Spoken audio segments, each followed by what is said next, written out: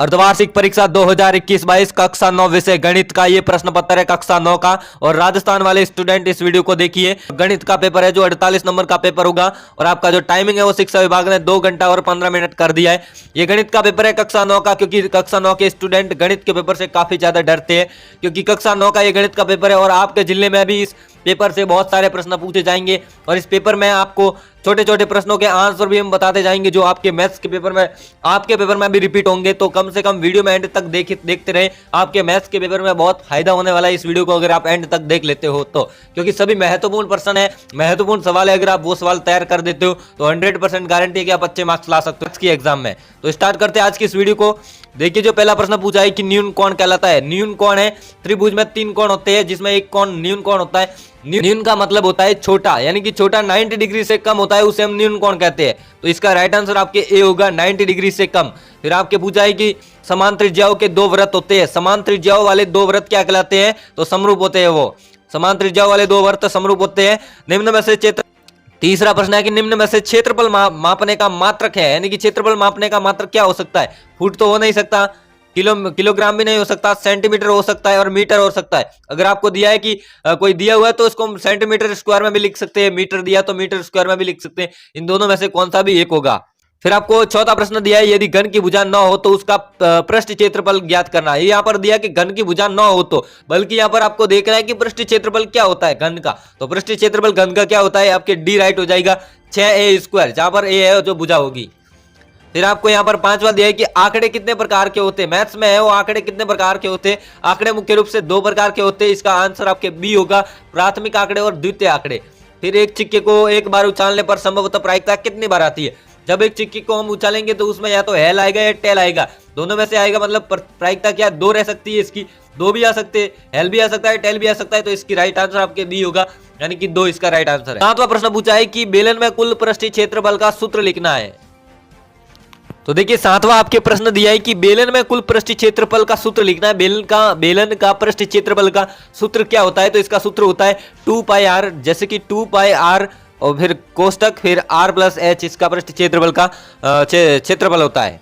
तो ये आपके बेलन का क्षेत्रफल हो गया, पृष्ठीय क्षेत्रफल। फिर आपको पूछा है कि हीरोन का सूत्र लिखना है। हीरोन का सूत्र लिखना है। हीरोन का सूत्र आपके एक प्रश्न वाली है जहां से दिया आया ये प्रश्न। हीरोन का सूत्र क्या होता है? तो बड़ा अंडर रूट होता है, फिर आपके s, फिर s-a, s-b, s-c। तो ये हीरोन का सूत्र होता है। फिर 9 है कि रेखाखंड किसे कहते हैं। रेखाखंड किसे कहते हैं? तो ये एक बिंदु है और ये एक बिंदु है। इस 8 400 400 400, जी हाँ याद कर लीजिए व्हाट्सएप नंबर, क्योंकि अब चाहे आपके मैथ्स का सवाल हो या फिजिक्स केमिस्ट्री बायोलॉजी का हो, आपके हर डाउट हर क्वेश्चन का मिलेगा तुरंत वीडियो सॉल्यूशन, वो भी सीधा आपके व्हाट्सएप पर। बस अपने फोन में डाउनलोड का 8 400 400 400 व्हाट्सएप नंबर सेव कर लीजिए और चैट ओपन कीजिए। फिर जो भी आपका डाउट है उस सवाल की आपको बस फोटो खींचनी है, उसे क्रॉप करना है और 5 सेकंड में उसको आपका वीडियो सॉल्यूशन मिल जाएगा। Class 6 to 12 IIT JEE NEET CBSE board और सभी स्टेट बोर्ड के बच्चों के लिए। तो देर किस बात की, अभी जाइए 8 400 400 400 पर अपना सवाल व्हाट्सएप कीजिए और अपने सभी डाउट को आउट कीजिए, लिंक डिस्क्रिप्शन में। बिंदु के 2 निश्चित है, ये रेखा है तो इसका हम माप कर सकते हैं, जिसे हम रेखाखंड कैसे इसका हम माप ले सकते हैं, तो इसे हम रेखाखंड कहते हैं। फिर आपके 10वां है कि x² के गुणांक लिखने हैं। x² के गुणांक लिखने सबसे पहले आपको समीकरण में देखना है। पहला समीकरण है कि इसमें x² कहां पर है? तो यहाँ पर प्लस के आगे है वो x² है। तो गणित में क्या होता है कि x के सामने अगर कोई भी संख्या नहीं दी है तो उसे हम 1 मानते हैं। तो x² का गुणांक क्या होगा? तो x² का गुणांक है प्लस का 1 हो जाएगा। दूसरे में होगा माइनस का 1 है वो x² का गुणांक हो जाएगा। भी आता है कि निम्न का वर्गमूल ज्ञात करना है, तो आप कर सकते हैं वर्गमूल ज्ञात, जैसे कि 7 7 49, तो इसका वर्गमूल हो जाएगा 7 और इसका आपको निकालना पड़ेगा। फिर आपको x की 3x² plus 6x minus a को x माइनस a से भाग देना है, तो भाग दे सकते हैं इस समीकरण को। फिर आपको निम्न की परिभाषा लिखनी है, वर्ग की परिभाषा और लंब रेखाओं की अधिक कोण किसे कहते हैं? तो 90 डिग्री से सभी 90 डिग्री से अधिक बनने वाले कोणों को हम अधिक कोण कहते हैं त्रिभुज में। त्रिभुज का अर्ध परिमाप क्या होता है ये भी आपको परिभाषा लिखनी है। सिंपल इक्वेशन है आपके लिए। फिर आपको 16वां एक क्वेश्चन दिया है कि एक क्रिकेट मैच में एक महिला बल्लेबाज द्वारा खेली गई 30 गेंदों में 6 बार चौका मारती है। चौका न मारने की प्रायिकता ज्ञात करनी है। तो ये आपके प्रायिकता वाले चैप्टर से क्वेश्चन आया है। 17वां क्वेश्चन है कि 10 विद्यार्थियों के प्राप्तांक में वो निम्न प्रकार दिए हैं, कि x + 5 5 3 2 1 1। तो ये प्राप्तांक दिए जिनका माध्य 20 हो, तो x का मान ज्ञात करना है। यहाँ पर x दिए, इनके मान ज्ञात करना। किसी बेलन की त्रिज्या = 7 सेंटीमीटर है, तो बेलन का आयतन 616 सेंटीमीटर 3 है यहाँ पर है। तो उस बेलन की ऊंचाई ज्ञात करनी है, तो आप यहाँ सवाल लगाकर कर सकते हैं। फिर आपको 19वां एक शंकु का वक्र पृष्ठीय क्षेत्रफल ज्ञात कीजिए यदि शंकु की त्रिक ऊंचाई 10 सेंटीमीटर व आधार की त्रिज्या हो 14 सेंटीमीटर है। तो वक्र पृष्ठीय क्षेत्रफल लगाकर इस सवाल को सॉल्व कर सकते हैं।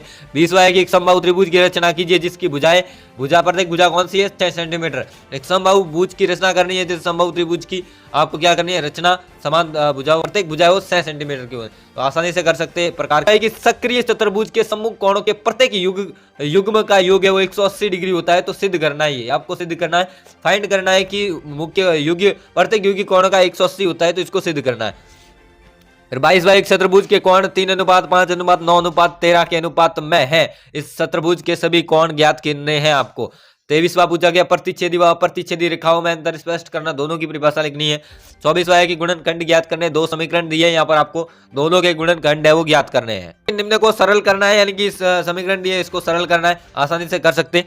तो ये आपका थोड़ा सा सिंपल ही पेपर था, इतना टफ भी नहीं था। जब हमने सभी छोटे छोटे क्वेश्चंस के आंसर आपको बता दिए और बहुत सारे प्रश्न आपके एग्जाम में जरूर पूछे जाएंगे, ये मेरा वादा है। अगर नहीं आए तो आप हमारे चैनल को सब्सक्राइब कर देना, कभी भी हमारे चैनल पर मत आना।